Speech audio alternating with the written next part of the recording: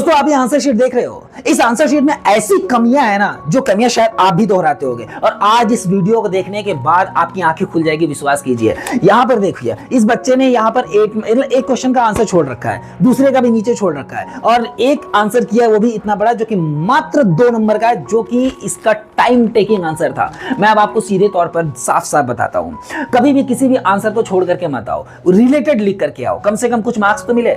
दोस्तों समझो, 1-1, 2-2 मार्क्स बहुत इंपॉर्टेंट होता है एग्जाम में। खाली छोड़ दोगे किस बात के नंबर, लिख करके आओगे कुछ तो मिले, लेकिन हाँ रिलेटेड लिखना। दूसरी सबसे इंपॉर्टेंट बात मैं आपको बताना चाहूंगा कि टाइम मैनेजमेंट जरूरी है। इसने 2 नंबर के आंसर के लिए बहुत बड़ा, मतलब समझो तो 10-15 मिनट बर्बाद किए नहीं, 2 से 3 मिनट में आपका 2 नंबर का आंसर हो जाएगा।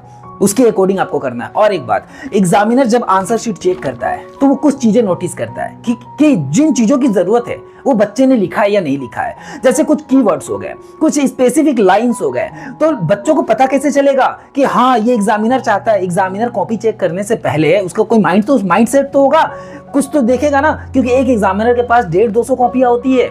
वो सिर्फ और सिर्फ इंपॉर्टेंट लाइंस और कुछ कीवर्ड्स देखता है जिसके बारे में आपको पता होना चाहिए, और उसी इंपॉर्टेंट कीवर्ड्स और उसी टॉपर्स जैसे नोट्स लिखने के लिए मैंने एक पीडीएफ बनाया है जो एग्जामिनर ओरिएंटेड पीडीएफ है, यानी कि एग्जामिनर का माइंडसेट के अकॉर्डिंग उस पीडीएफ को तैयार किया गया है। और अगर आपने उसके अकॉर्डिंग तैयारी कर ली तो समझिए कि आपके बहुत सारे मार्क्स कटने से बच जाएंगे। तो दोस्तों सिर्फ और सिर्फ पीडीएफ ही नहीं, मैं उसके साथ आपको PYQ, साथ ही साथ मॉडल आंसर्स, यानी कि वो आंसर्स लिखते कैसे, शॉर्ट एंड स्वीट आंसर लिखना है जिसमें मार्क्स बहुत अच्छे आ जाए, है ना। साथ ही साथ मैं आपको 500 से ज्यादा MCQ भी प्रोवाइड करूंगा ओनली ऑन 99 रुपीज में। देखो एग्जाम के मात्र 1 महीना बचा हुआ है, अगर आप 1 महीने में मेरे अकॉर्डिंग, यानी एग्जामिनर के पॉइंट ऑफ व्यू के अकॉर्डिंग, जैसे एग्जामिनर क्या सोच करके आंसर शीट चेक करता होगा, है ना, उसे किन किन चीजों की जरूरत होगी, अगर आप वैसे तैयारी कर लो तो आपको पढ़ना कम पड़ेगा और मार्क्स ज्यादा आएंगे। तो करना क्या है, नीचे व्हाट्सएप नंबर दिया गया है, व्हाट्सएप नंबर पर मुझे कांटेक्ट करो,